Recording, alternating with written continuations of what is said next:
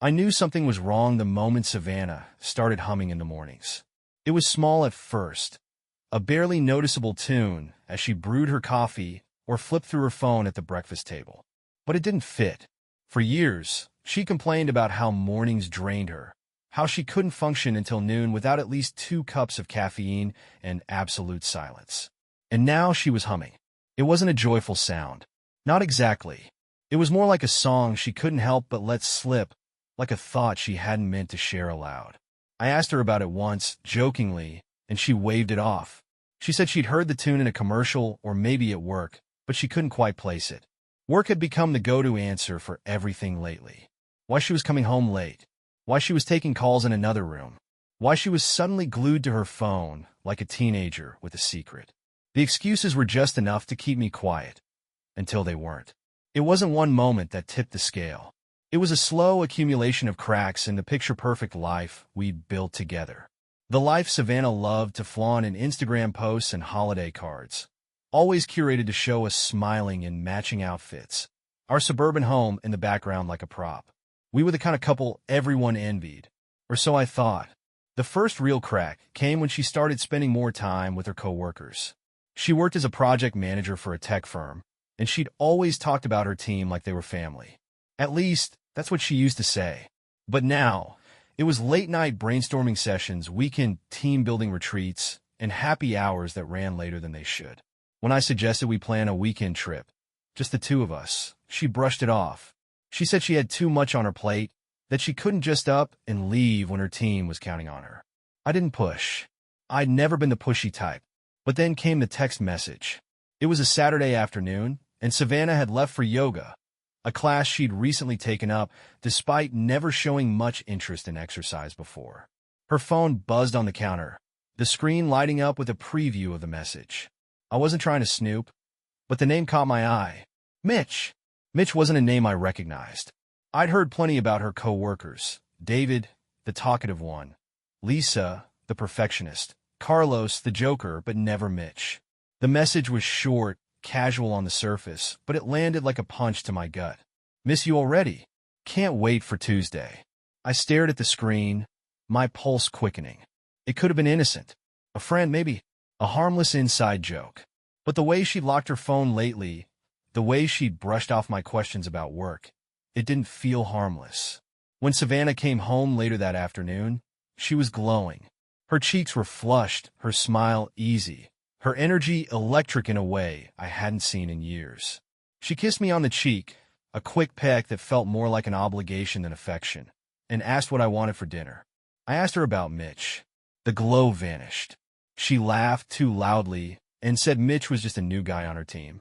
A little clueless, she added. I don't even know if he'll last through the quarter. Her answer was so smooth, so practiced, that it left no room for doubt, except that it did. It left a canyon of doubt, wide enough to swallow me whole. That night, while Savannah showered, I opened her laptop. It wasn't something I'd ever done before, but the unease gnawed at me until I couldn't resist. Her email was still logged in, her inbox cluttered with work threads and promotional junk. I was about to close it when I saw his name. Mitch.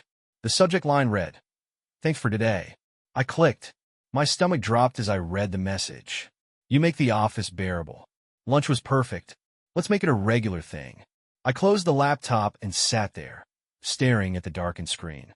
My hands trembled, my chest tight with a mix of anger and disbelief. There was no explicit proof of anything, no damning confession. But it was enough. Enough to confirm what I'd been trying to ignore for weeks. Savannah wasn't humming because she was happy. She was humming because she was hiding something, and I was done ignoring the cracks. The next morning, Savannah was her usual radiant self, humming softly as she buttered her toast. She didn't seem to notice the way I watched her, studying every detail. The way her smile faltered for half a second when her phone buzzed, the way she glanced at me to see if I'd noticed. I kept my expression neutral, a mask of calm that hid the storm building inside me. After she left for work, I sat at the kitchen table, the remnants of her coffee cup still warm. The message from Mitch played in my mind on a loop, his words sticking to me like tar. Lunch was perfect. Let's make it a regular thing. I had 2 choices. confront her and risk hearing more lies, or dig deeper and find the truth for myself. I chose the latter. That afternoon, I called a private investigator. His name was Greg, and he came highly recommended by a friend who'd gone through a messy divorce the year before. Greg had the kind of voice that made you believe he'd seen it all, and nothing surprised him anymore. I laid out the situation, keeping my tone steady despite the churn in my gut. Savannah, late nights, the locked phone, Mitch. I told him about the emails, about the humming, about the shift in her demeanor that I couldn't ignore. Greg didn't judge. He just listened, then asked for details, her schedule, her car, her usual haunts. By the end of the call, he promised me answers. The waiting was the hardest part. Over the next week, I went through the motions of daily life, pretending nothing was wrong while Greg worked in the background. Savannah didn't seem to notice my distance, too busy with her work projects to pay much attention to me. She'd come home late most nights, her excuses blending into a predictable rhythm. Deadlines, meetings, traffic. Each explanation was delivered with the same easy smile, the same calculated shrug. One night, as she stood in the kitchen scrolling through her phone, I asked her if she wanted to watch a movie. She looked up, startled, then shook her head. "I'm wiped," she said. "Maybe tomorrow." She disappeared into the bedroom, her phone still in hand. I stood there for a moment, staring at the empty space she'd left behind, the words I wanted to say caught in my throat. Greg called me the following Friday. His voice was calm, measured, but there was an edge to it that made my heart race. "We need to meet," he said. "I've got something you'll want to see." We met at a diner on the edge of town, the kind of place with sticky tables and waitresses who called you hon. Greg slid a manila envelope across the table, his expression neutral. "Everything you asked for is in there," he said. I didn't open it yet, letting it sit untouched as I sipped my coffee, the heat doing nothing to calm my nerves. "What's in it?" I asked. He leaned back in his chair, his gaze steady. "Photos, timestamps, the whole deal. She's careful, I'll give her that. But not careful enough." When I got home, I locked myself in my office and opened the envelope. The first photo hit me like a punch to the gut. Savannah and Mitch sitting across from each other at an outdoor cafe. Her hand was resting on his, her smile wide and unguarded in a way I hadn't seen in years. The next photo was worse. Them walking side by side, her arm looped through his, their heads bent close as if sharing a secret. Then the timestamps: dinner at a restaurant downtown, an afternoon at the park, a late-night visit to his apartment. Each piece of evidence was a dagger, sharp and precise, cutting away any shred of doubt I'd tried to cling to. That night, Savannah came home late again, her hair slightly windblown, her cheeks flushed. She kissed me on the cheek, her tone light as she asked about my day. I answered her questions automatically, my voice calm, my mask firmly in place. "You're quiet tonight," she said, her brow furrowing. "Long day?" I replied, forcing a smile. "Just tired." She nodded, seemingly satisfied, and disappeared into the bedroom to shower. I sat on the couch, the envelope tucked away in the desk drawer, and stared at the darkened TV. The truth was out. The cracks in our marriage weren't just cracks, they were chasms, wide and unfixable. But I wasn't ready to confront her. Not yet. I needed time. Time to plan. Time to decide how to make her feel the weight of her betrayal. Because Savannah thought she'd outsmarted me, that her lies were safe behind her locked phone and rehearsed smiles. She didn't know what was coming. And when it did, she wouldn't see it coming until it was too late. The weight of the evidence sat heavy on my chest, but I didn't let it crush me. It fueled me. Every photo, every timestamp, every lie Savannah told was another piece of ammunition. But revenge, I knew, wasn't about losing control. It was about precision, patience, strategy. Savannah had carefully crafted her web of deception, and now it was my turn to unravel it, thread by thread. Over the next week, I played the part of the oblivious husband. I listened to her excuses, nodded at her stories, and smiled at her jokes, all while meticulously planning my next move. Savannah thought she was safe, that I was still blind to the cracks in our life. I wasn't about to give her a reason to suspect otherwise. Greg had given me more than just photos. He'd given me leverage. Details about Mitch's job, his routine, even his family. He was married, with a wife named Rachel and 2 young kids. That part stung in a way I hadn't expected. Mitch wasn't just wrecking my marriage. He was gambling with his own. One evening, as Savannah sat on the couch scrolling through her phone, I brought up an idea I'd been carefully rehearsing. "I think we need a weekend away, just the 2 of us," I said casually, keeping my tone light. She glanced up, her expression caught between surprise and suspicion. "A weekend away?" "Yeah," I said, settling into the chair across from her. "We haven't had much time for each other lately. I thought it'd be nice to reconnect." Her hesitation was brief, but I caught it. Then she smiled, the practiced kind that didn't quite reach her eyes. "That sounds nice. Let me check my schedule." She wouldn't commit to a date, of course. Savannah always had a way of keeping things vague, like a magician hiding the cards up her sleeve. But that was fine. I wasn't really planning a getaway. The next step was reaching out to Rachel. I debated it for days, unsure of how to approach her or if I even should. But the thought of her living in ignorance, just like I had, gnawed at me. She deserved to know. I found her on social media, a smiling brunette with kind eyes and a profile full of family photos. Her kids looked happy, her posts filled with stories of their everyday lives. It was a life that Mitch was quietly dismantling, one secret meeting at a time. I drafted the message a dozen times before finally sending it.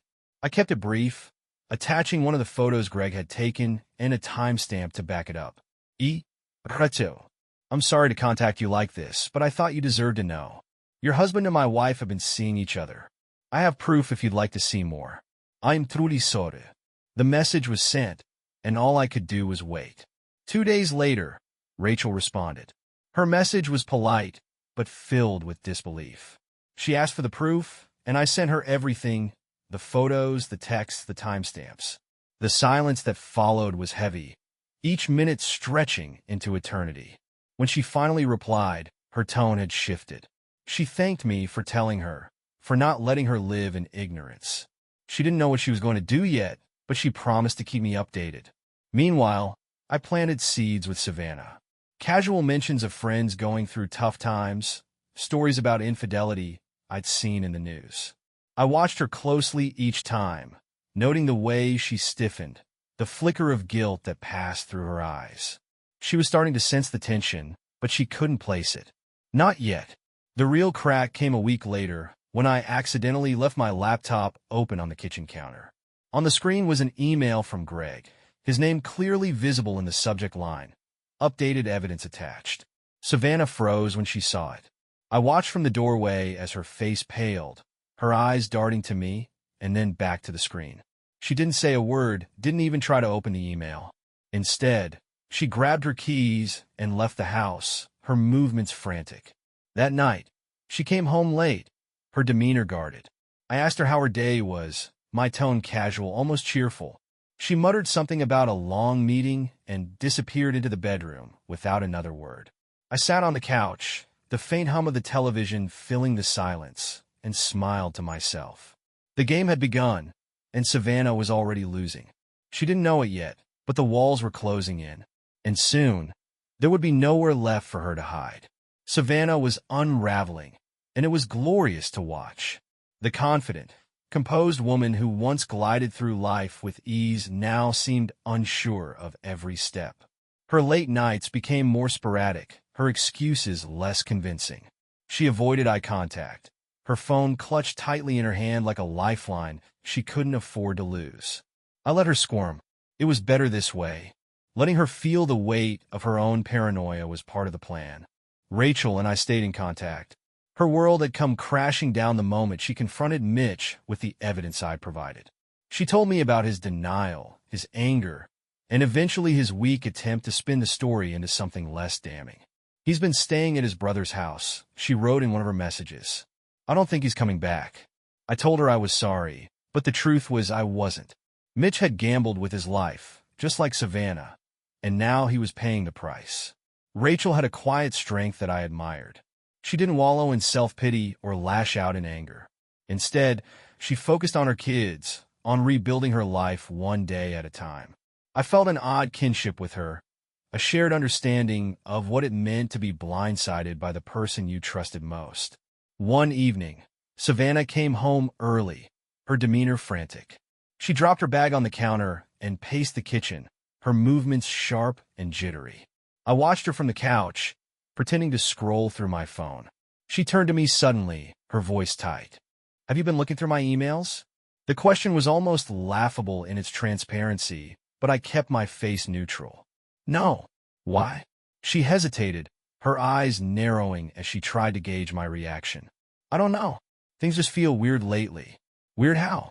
I asked, leaning back casually.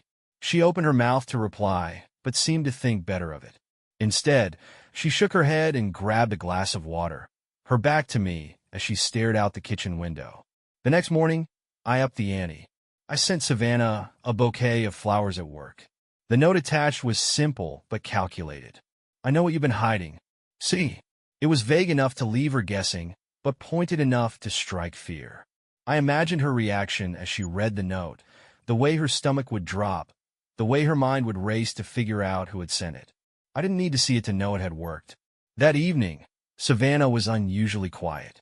She picked at her dinner, her gaze darting to me and then away. I asked her how her day was, and she mumbled something about deadlines before retreating to the bedroom. I followed her after a while, finding her sitting on the edge of the bed, staring at her phone. She looked up as I entered, her expression unreadable. "You ever feel like someone's watching you?"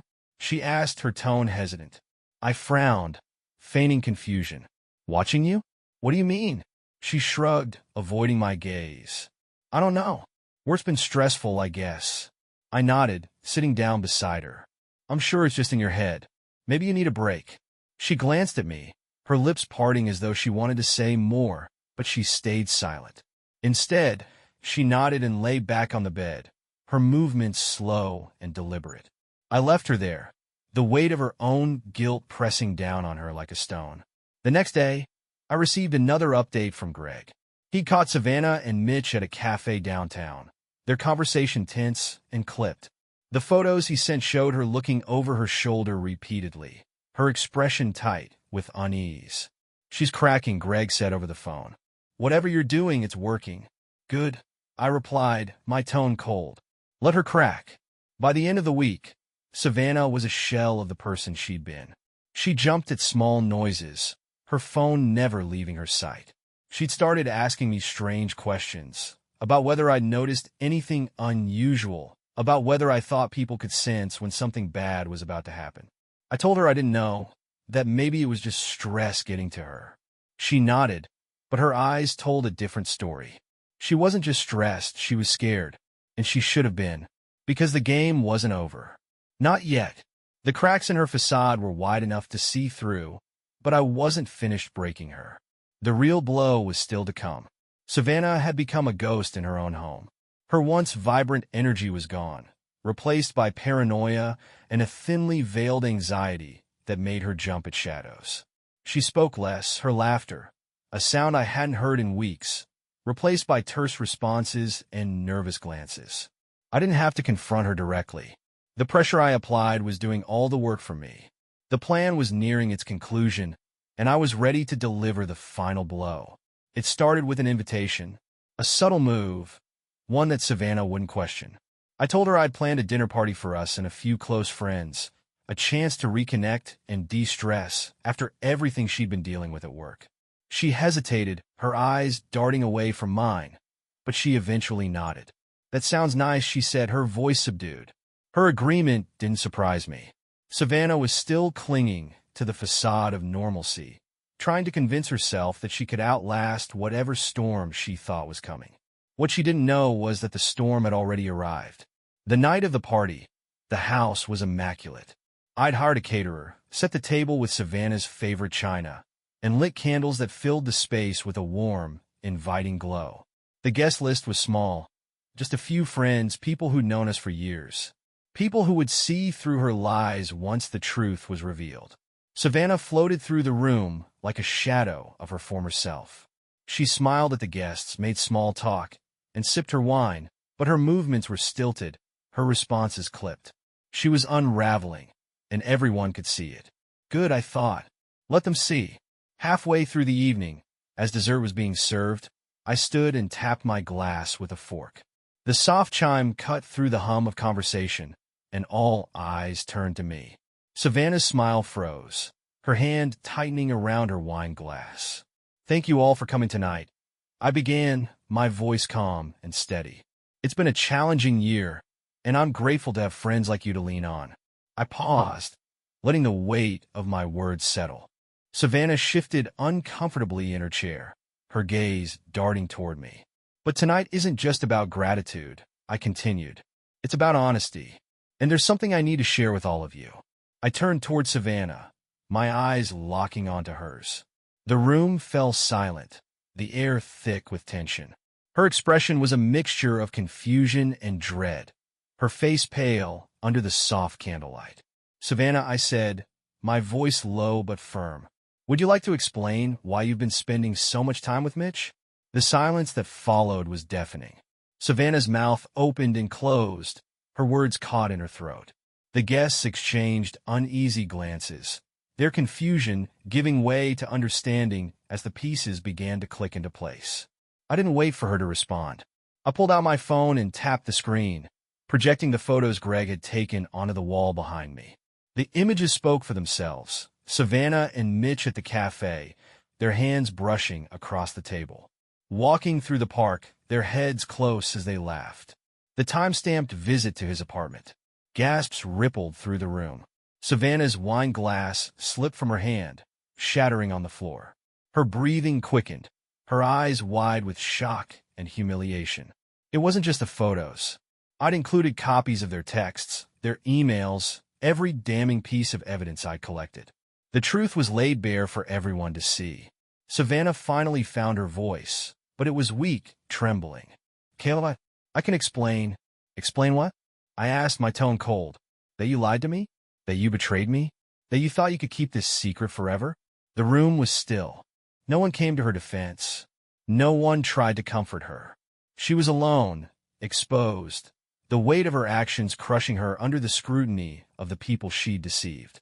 After a long, agonizing silence, Savannah pushed back her chair and fled the room, her sobs echoing down the hallway. The guests sat in stunned silence, their eyes darting between me and the empty seat she'd left behind. I set my phone down and took a deep breath.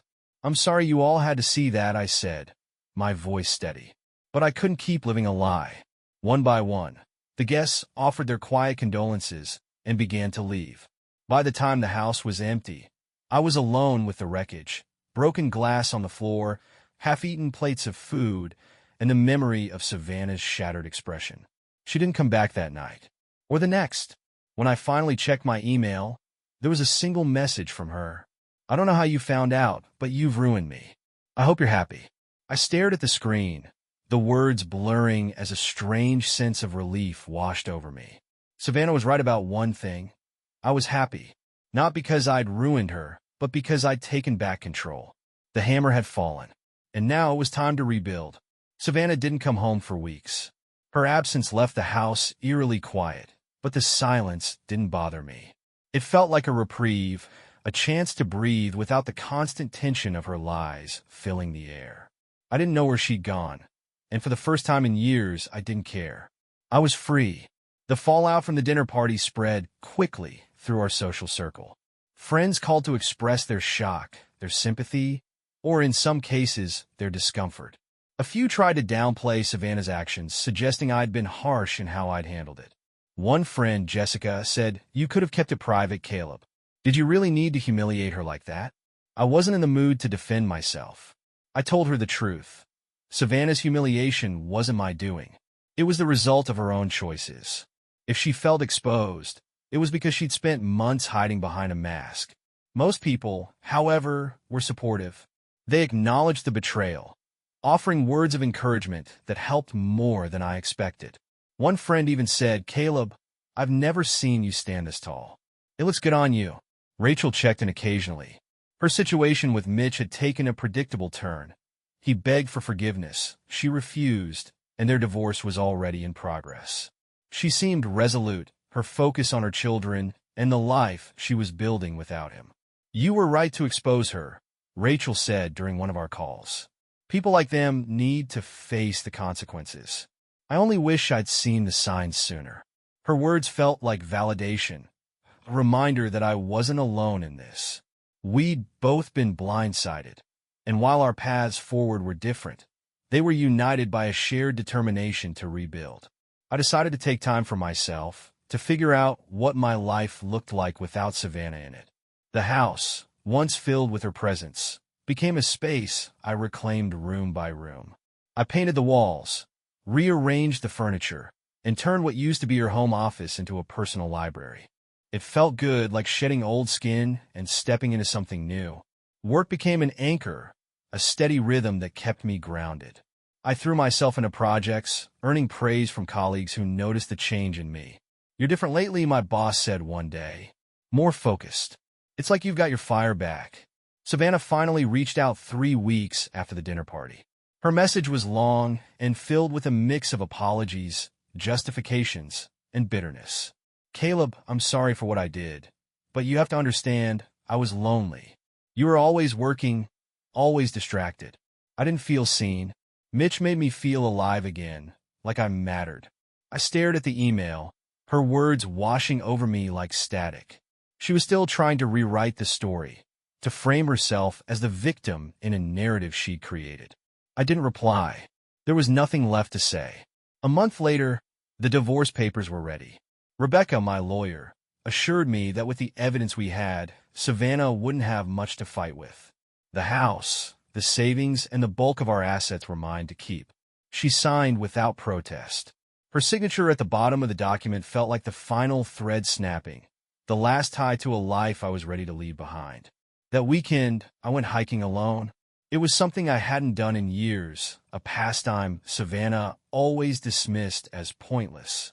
The trail was steep, the air crisp, the trees towering around me, like silent witnesses to my thoughts. At the summit, I stood on a rocky outcrop, the world stretching out beneath me in endless shades of green and blue. I closed my eyes, the wind brushing against my face, and let the moment sink in.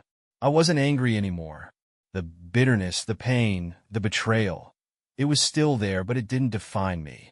It was part of my story, not the whole. I opened my eyes and smiled. For the first time in years, I felt whole. The dust had settled, and what remained was mine to rebuild. The months following the divorce were transformative. Without the constant weight of Savannah's betrayal hanging over me, I began to rediscover who I was, who I had been before our life together was consumed by lies. I started running again, something I hadn't done in years. At first, it was just to clear my head, but it quickly became a ritual. Each mile felt like shedding another layer of the past, the rhythm of my feet hitting the pavement grounding me in the present. By the time fall rolled around, I'd signed up for my first half marathon. It was a goal, a marker of progress, and it felt good to work towards something purely for myself. Work flourished too. Without Savannah's demands or her constant critique in the back of my mind, I threw myself into projects with a clarity I hadn't felt in years. I was promoted to team lead, a recognition that felt like validation not just for my skills but for the effort I'd poured into rebuilding my life. "You're unstoppable," one of my colleagues joked after a particularly successful presentation. "Maybe you should give the rest of us a chance to shine." I laughed, the kind of genuine laugh I hadn't experienced in years. It felt good to be seen for something other than my pain.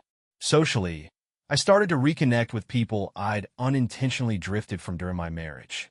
Friends who had been quietly supportive during the fallout now became a regular part of my life.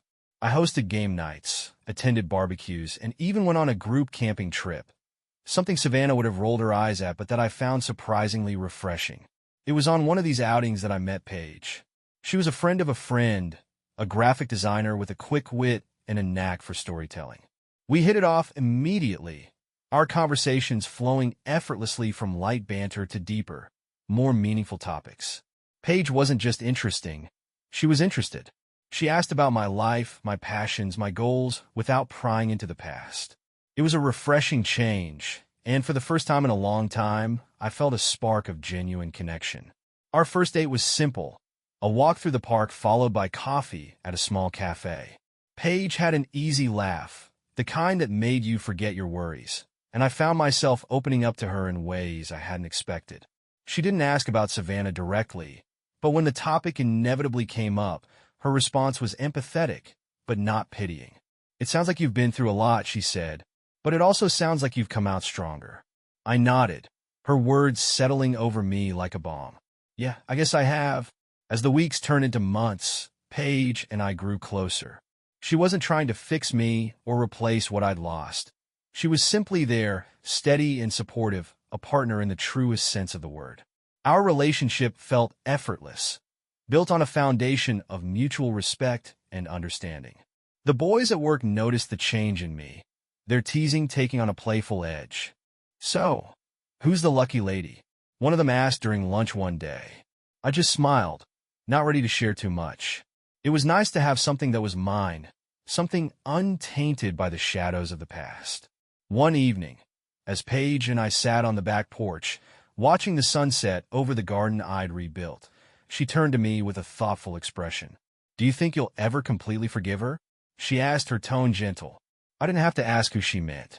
I thought about it for a long moment, the answer coming to me as naturally as the breeze that rustled the leaves around us. "I think I already have," I said. "Not for her sake, but for mine." Paige nodded, her hand finding mine. "That's the only way it works," she said. Forgiving Savannah didn't mean forgetting what she'd done or pretending it hadn't hurt. It meant letting go of the hold her actions had once had on me, freeing myself to move forward without the weight of resentment dragging me down. I wasn't the man I'd been when this all started. I was stronger, wiser, and for the first time in years, genuinely happy. And as I sat there with Paige, the stars beginning to dot the night sky, I realized something. I wasn't just reclaiming myself. I was finally living. Winter arrived quietly, blanketing the world in a calm that mirrored the peace I'd found in my own life. The holidays, which I'd once dreaded as reminders of what I'd lost, became something entirely new. Opportunities to create traditions that were mine alone. Paige was there for all of it, blending seamlessly into my world. She didn't try to erase the past or fill the gaps left by Savannah. Instead, she added something entirely new, a warmth that made everything feel brighter. One weekend, Paige and I decided to decorate my house for Christmas. It was her idea, of course. I hadn't put up lights or a tree in years. The thought of hauling out boxes of decorations I hadn't touched since Savannah left felt daunting, but Paige insisted. "Let's make it fun," she said, her enthusiasm contagious. "A tree, some lights, and maybe a wreath. Nothing too crazy." We spent the day transforming the house, stringing lights along the eaves and hanging ornaments on the tree. Paige hummed as she worked, her voice soft and melodic. It reminded me of Savannah's humming all those months ago, but this time, it didn't fill me with dread. It felt hopeful. When we were done, we sat by the fire, mugs of hot cocoa in hand, admiring our handiwork. The tree glowed softly, its lights reflecting off the windows, and for the first time in years, the house felt like home. Work slowed down as the holidays approached, giving me more time to reflect on how far I'd come. The Caleb from a year ago felt like a stranger, a man consumed by betrayal, caught in a web of anger and disbelief. That man had been broken, but he wasn't defeated. I'd rebuilt myself from the ground up, piece by piece, and now I stood taller than ever. Savannah made one final attempt to reach out. It came in the form of a letter, hand-delivered to my door. The envelope was plain, her handwriting careful, as though she'd agonized over every word. "Caleb, I don't know if you'll ever read this, but I needed to write it. I've spent months trying to come to terms with what I did and how I hurt you. There's no excuse for my actions, and I won't try to justify them. All I can say is that I'm sorry. Truly, I hope you found peace. You deserve it. Savannah." I read the letter once, then folded it neatly and placed it in a drawer. Her apology felt genuine, but it didn't change anything. I'd already forgiven her, not for her sake, but for mine. Her words were a footnote in a story I no longer needed to read. As the new year approached, Paige and I hosted a small gathering with close friends. It wasn't extravagant, just drinks, laughter, and the warmth of good company. As the clock struck midnight, Paige turned to me, her eyes sparkling with something unspoken. "What's your resolution?" she asked, her voice light but curious. I thought about it for a moment, the answer coming easily. "To keep moving forward," I said. "No looking back." She smiled, her hand slipping into mine. "Sounds perfect to me." That night, as we stood on the back porch watching the fireworks in the distance, I felt a quiet sense of fulfillment. The betrayal that had once defined me was now just a faint memory, a reminder of how far I'd come. I wasn't just surviving anymore. I was thriving, creating a life that was stronger, fuller, and more authentic than I'd ever imagined. And as Paige leaned her head against my shoulder, the world lighting up around us, I realized something. This wasn't just a new beginning. It was everything I'd been waiting for. The days turned into weeks, and the rhythm of my life continued to evolve, each step forward feeling lighter than the last. Paige and I settled into an effortless routine. Coffee in the mornings, spontaneous hikes on weekends, and quiet evenings filled with conversation that stretched late into the night. It wasn't just about moving forward anymore. It was about building something new, something meaningful. The shop idea came to life on a sunny afternoon in early spring. Paige and I had wandered into a local market, the air rich with the scent of fresh flowers and roasted coffee. As we browsed, she stopped at a stall selling handmade furniture. The craftsman, an older man with calloused hands and a warm smile, spoke passionately about his work. "You could do something like this," Paige said, nudging me. "You're good with your hands." I laughed, brushing off the suggestion, but the seed was planted. Later that evening, as I sat on the porch, I couldn't stop thinking about it. The idea of creating, of putting my energy into something tangible, felt like the next step in my journey. I turned the garage into a workshop, clearing out the remnants of old projects and filling the space with tools, wood, and the smell of sawdust. It was a slow process, but there was something therapeutic about it. Each piece I crafted, whether it was a simple table or an intricately carved shelf, felt like reclaiming a part of myself. Paige was my biggest cheerleader, her encouragement steady and unwavering. She helped me set up an online shop, and to my surprise, the orders started coming in. Friends, neighbors, and even strangers began reaching out, drawn to the craftsmanship and the stories behind each piece. One day, as we worked together in the shop, Paige paused, her hands resting on a piece of sanded wood. "Do you realize how far you've come?" she asked, her voice soft. I looked around the space, at the shelves lined with finished projects and the sunlight streaming through the open garage door. "Yeah," I said. "I guess I have." Her smile was warm, her eyes shining with pride. "You've built something amazing, Caleb. Not just a shop, but your life." The first major order came from a local boutique owner who wanted custom shelving for her store. The project was a challenge, but it felt like a milestone. When the shelves were finally installed, the owner couldn't stop raving about them. "These are perfect," she said, running her hand along the smooth finish. "You got a gift." Hearing those words, acknowledgement of something I'd built with my own hands, filled me with a sense of pride I hadn't felt in years. It wasn't about proving anything to Savannah or anyone else. It was about proving it to myself. Savannah remained a distant memory, her attempts at reconciliation dwindling into silence. The life we'd shared felt like a different lifetime, a story that belonged to someone else. The pain she'd caused had been real, but it no longer held power over me. One evening, as Paige and I sat in the garden, watching the sun dip below the horizon, she asked a question that caught me off guard. "Do you think it was worth it? Everything you went through?" I thought about it, the weight of her question settling over me. "It's hard to say," I admitted. "But I know this. I wouldn't be here if I hadn't gone through it." She nodded, her expression thoughtful. "Sometimes the hardest things lead to the best things." As the months rolled on, the shop grew, and so did my sense of purpose. It wasn't just about the furniture. It was about creating something lasting, something meaningful. Paige became an integral part of the process, her creativity and vision complementing my craftsmanship. Together, we weren't just building furniture. We were building a life. One afternoon, as we finished setting up a display for a local market, Paige turned to me, her eyes bright. "You're happy, aren't you?" she asked, her tone more statement than question. I smiled, the answer coming easily. Yeah, I really am. It wasn't just happiness. It was peace. It was purpose. It was the realization that the life I'd fought to rebuild wasn't just good. It was better than anything I could have imagined. The shadows of the past had faded, replaced by a light that was entirely my own. And for the first time, I felt truly free. Summer arrived with a warmth that mirrored the life I'd built.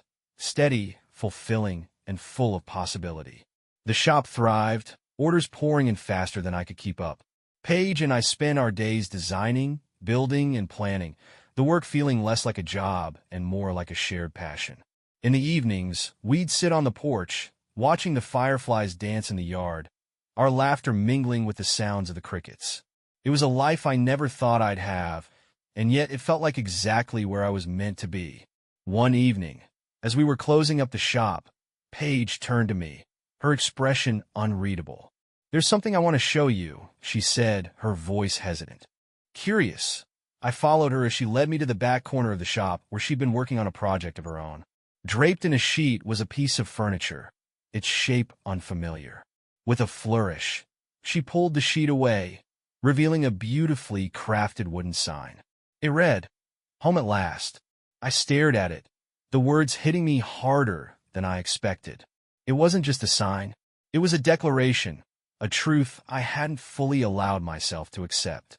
"Do you like it?" Paige asked, her voice soft. I turned to her, my chest tight with emotion. "I don't just like it," I said. "I love it." The sign found its place above the shop's entrance, a quiet reminder of how far I'd come. Customers often commented on it, their curiosity sparking stories about the journey that had led me here. I didn't shy away from sharing the truth, though I kept the details private. It wasn't about Savannah anymore. It was about resilience, about finding strength in the broken places. Paige and I continued to build our life together, each day adding another layer of meaning and purpose. We talked about the future, about expanding the shop, maybe even opening a second location. The possibilities felt endless, and for the first time in years, I felt ready to embrace them. One evening, as we sat in the garden, Paige reached for my hand, her fingers lacing through mine. "What do you see when you look ahead?" she asked, her voice quiet. I thought about her question, about the life we'd created and the one we were still building. "I see this," I said. "Us. A life that feels full and honest." She smiled, her eyes shining in the fading light. "Me too." Savannah had faded into a distant memory, her name rarely crossing my mind. The life I'd shared with her felt like a different chapter, one that had taught me valuable lessons but no longer held power over me. Forgiveness, I realized, wasn't about absolving her. It was about freeing myself. And I had.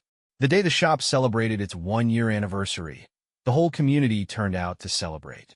Friends, neighbors, and customers filled the space, their laughter and conversation creating a warmth that felt almost tangible.